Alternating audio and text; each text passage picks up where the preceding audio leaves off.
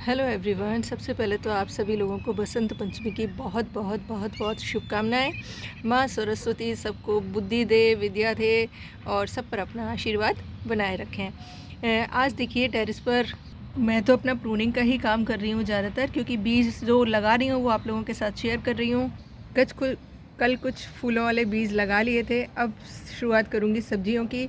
काफ़ी सारे लोग हैं जिनकी क्वेरी है कि मैम सब्ज़ी कौन सी लगा सकते हैं। तो देखिए, सब्ज़ी लगाने में आपको मिट्टी की क्वांटिटी कितनी है आपके पास, आपके टेरेस पर कितनी जगह है, आप टेरेस पर लगा रहे हैं, ज़मीन में लगा रहे हैं, सारी चीज़ें और टेम्परेचर आपके यहाँ कितना रहता है उसके हिसाब से आपको डिसाइड करना पड़ेगा। जनरल सब्जियाँ जो कि हर कोई लगा सकता है, बैंगन लगा लीजिए, मिर्ची लगा लीजिए, तुरई भी 12 इंच के बैग में अगर मिट्टी भरी हुई है तो आराम से हो जाएगी। लेकिन अगर आप लौकी लगाना चाह रहे हैं, तरबूज लगाना चाह रहे हैं, खरबूज लगा रहे हैं, थोड़ी सी मिट्टी की ज़्यादा की ज़रूरत पड़ेगी या बड़े पॉट की ज़रूरत पड़ेगी। मिट्टी का कहने का मतलब है बड़े पॉट की ज़रूरत पड़ेगी, क्योंकि वो हैवी फीडर होते हैं और अच्छे से आपको फ्रूटिंग चाहिए। जैसे एक तरबूज लेना है तो आप छोटे छोटे में लगा सकते हैं, लेकिन अच्छी फ्रूटिंग लेनी है तो आपके पास अगर 12x12 के ग्रो बैग्स हैं या 24x24 के बड़े जो होते हैं ग्रो बैग्स, और ज़मीन में तो फिर कोई दिक्कत ही नहीं है। ज़मीन में तो अच्छे से खाद दीजिए आप। हर एक बेल वर्गीय सब्जी, तुरई, कद्दू, करेला, टिंडा, जुकनी और तरबूज, खरबूज, सारे जो समर में आते हैं मई जून में, वो सारी सब्जियों की सीड सोइंग आप कर सकते हैं इस टाइम पर। मुझसे जब आप पूछते हैं ना मैं क्या लगाऊंगी, तो देखिए मेरे यहाँ एक जो प्रॉब्लम है सबसे बड़ी, टेरेस तो काफ़ी बड़ा है, अब तो मेरे पास ग्रो बैग्स भी काफ़ी हो गए हैं, लेकिन मेन प्रॉब्लम एक तो देखिए बंदर का रहता है, दूसरा रहता है कि मेरे यहाँ पर कोई भी नेट की सुविधा नहीं है और मुझे कहीं जाना हो, मैं जा नहीं पाती हूँ कहीं। फिर इस चक्कर में ना पिछले साल पूरी गर्मियाँ मेरी यहीं पर निकली, मैं प्लांट्स की वजह से कहीं नहीं जा पाई। इवन अपने घर, मतलब मदर फादर और मदर इन लॉ के पास मेरा जाना नहीं हो पाता, क्योंकि पौधे भी देखिए बच्चों की तरह होते हैं, तो इनकी केयर करना भी हमारी जिम्मेदारी है। अगर हमने इनको लगाया है तो इनको पालना भी हमारी जिम्मेदारी है। तो इस बार मैं थोड़ी सी चीज़ें कम लगाऊंगी, पर जो लगाऊंगी वो डेफिनेटली शेयर करूंगी। एक तो मेरे पास देसी तुरई की 2 वैरायटी की सीड है, वो मैं ज़रूर लगाऊंगी। करेला लगाऊंगी, बहुत ही अच्छी वैरायटी का खरबूज का बीज है, वो भी मैं लगाऊंगी। घिया अगर आप लगाना चाहते हैं ना, तो देखिए उसके लिए आपको ज़्यादा मिट्टी की ज़रूरत होती है। जो मैंने पिछले 2-3-4 सालों में देखा है कि उसमें कम मिट्टी रह जाती है ना, तो घिया की ग्रोथ होती नहीं है। और चूंकि घिया का फूल जो है शाम के टाइम पे खिलता है, तो उसमें पॉलिनेशन की भी बड़ी दिक्कत आती है। तो अगर आप मैनेज कर सकते हैं तो घिया भी लगाइए। और ज़मीन में तो आप सारी चीज़ें लगा सकते हैं, अगेन कह रही हूँ ज़मीन में कोई टेंशन नहीं है। सिर्फ प्रॉब्लम है तो टेरेस गार्डनिंग कर रहे हैं आप, तो आपको अच्छे खासे ग्रो बैग्स बड़े चाहिएंगे, जिसमें खूब सारा आप नीचे पत्तियाँ भर दीजिए, ड्राई मटेरियल भर दीजिए, किचन वेस्ट भर दीजिए, और उसके बाद में थोड़ी सी मिट्टी भर के आप कोई भी बेल लगा दीजिएगा। मैं शेयर करती रहूँगी जैसे जैसे लगाती रहूँगी। और आज देखिए कुंदा कितना ज़बरदस्त खिल रहा है। और देखिए कॉलियस पे ये जब आपके इस तरीके से सीड पॉड आने लगे ना, तो आप इन्हें हटा दिया करिए, क्योंकि मैं बीज नहीं बनाती। जो मैंने नोटिस किया है, ये पौधा बहुत आसानी से कटिंग से लग जाता है, तो अननेसेसरी मैं सीड्स नहीं बनाती हूँ, इनको रेगुलर हटाती रहती हूँ। और अब इसका परफेक्ट टाइम है कटिंग लगाने का, तो आप इसकी कटिंग लगा लीजिए, मल्टीप्लाई कर लीजिए।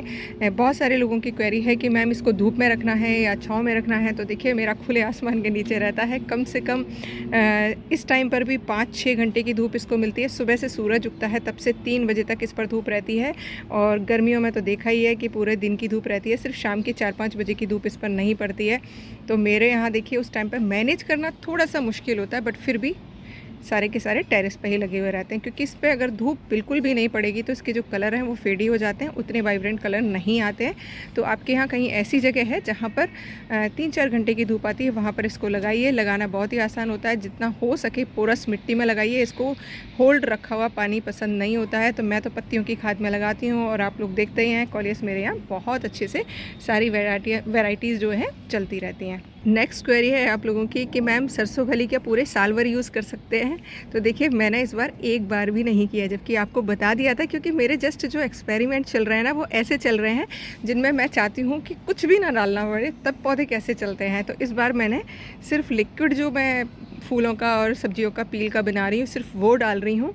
इस बार मैंने कोई ऐसा नीम खली तो मैं डालती हूँ जब रूट फिलिंग करती हूँ, बट सरसों खली एक बार भी नहीं डाला है। लेकिन मैं इस बार आपके साथ ही प्रैक्टिस करूँगी, पहले मुझे करने दीजिए, फिर हम पूरे साल थोड़ी थोड़ी क्वांटिटी में सरसों खली का उपयोग करेंगे, क्योंकि सरसों खली एक बहुत अच्छी खाद है जो कि फुल न्यूट्रिशन दे देती है पौधे को।